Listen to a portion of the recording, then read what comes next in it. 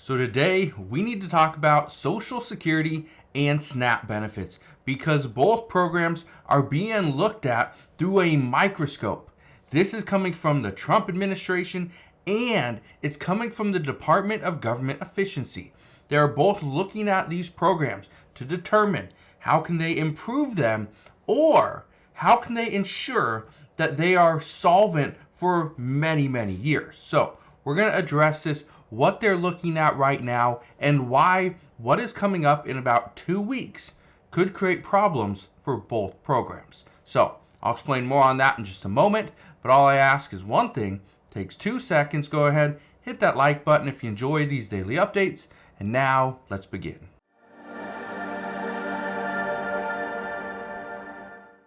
So let's get right down to it. What is Donald Trump and the Trump administration looking at regarding Social Security and SNAP benefits? Well, they're looking at ways to save money. How can they ensure that the United States doesn't go deeper and deeper into debt? This is the big issue.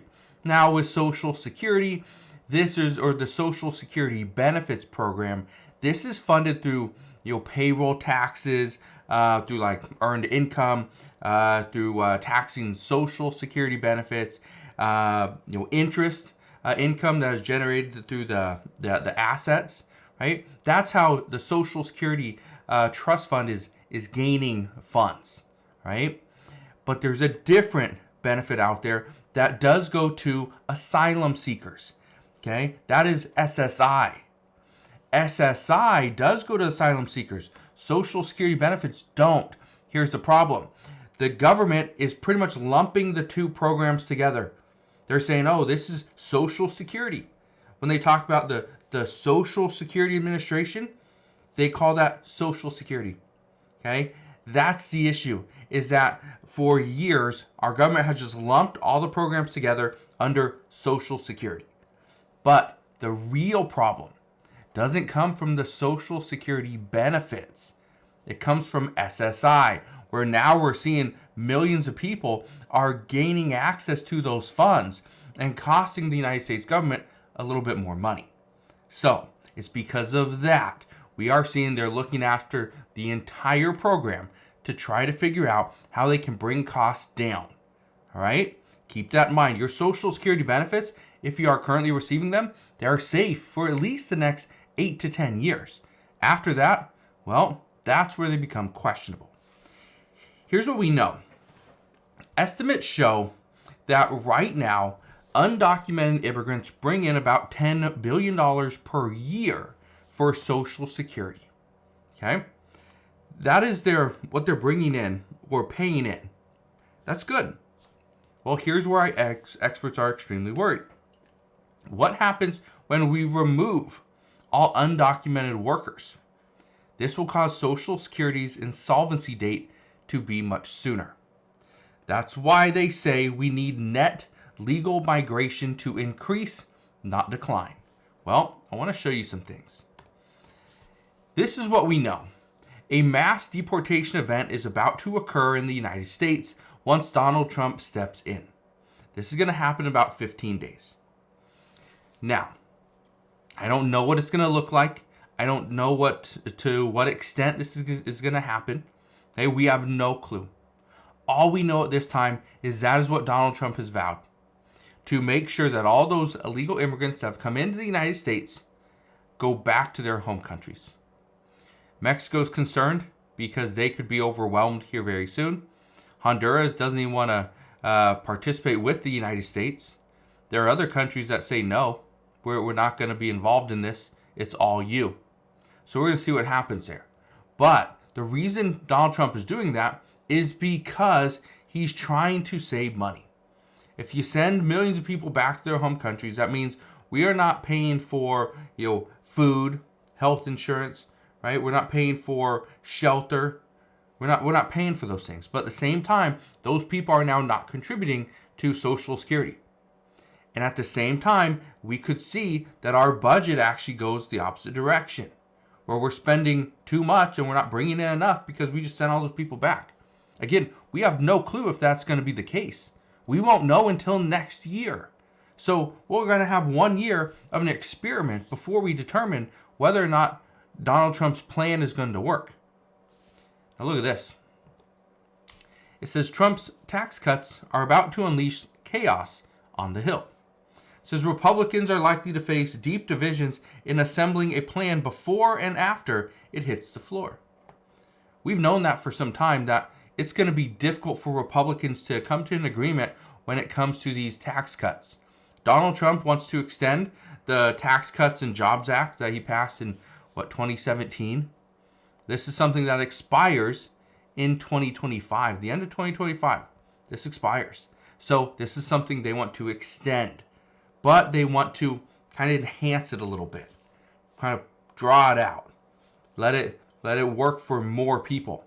But by doing so, it could actually hurt other programs. This is one of them. SNAP, food stamps. It says SNAP braces for cuts under Trump.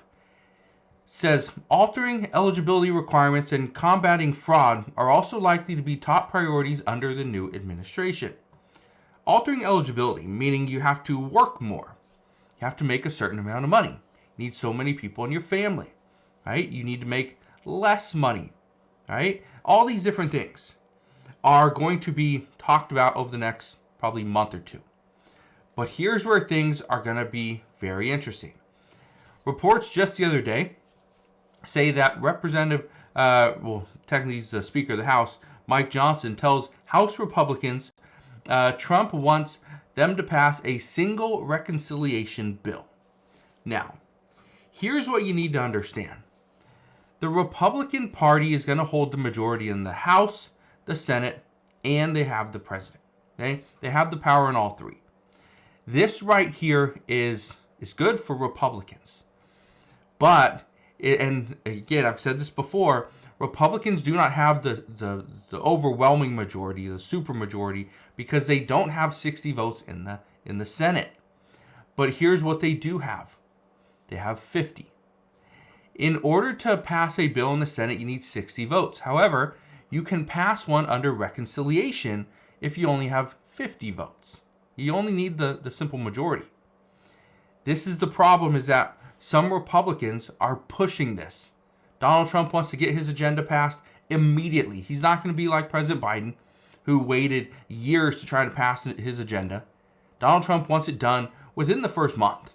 He wants this done immediately when he steps in, so that he can build and his agenda will start working for the U.S. economy, for the taxpayers, for everybody, right? For businesses. That's what he wants.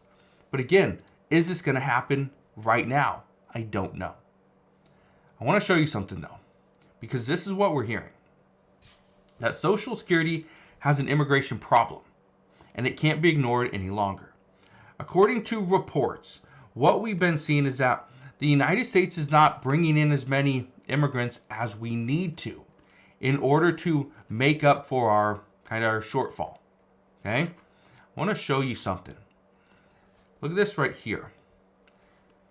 It says the problem is net migration into the United States has declined for 25 consecutive years between 1998 and 2023.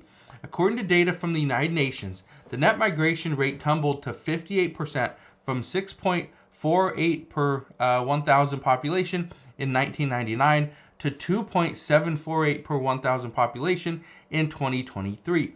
That's a pretty big decline, almost 4, okay? 4 per 1,000. It says instead of 1,244,000 net legal migrants entering the United States, only around 958,700 people migrated to the U.S. in 2024.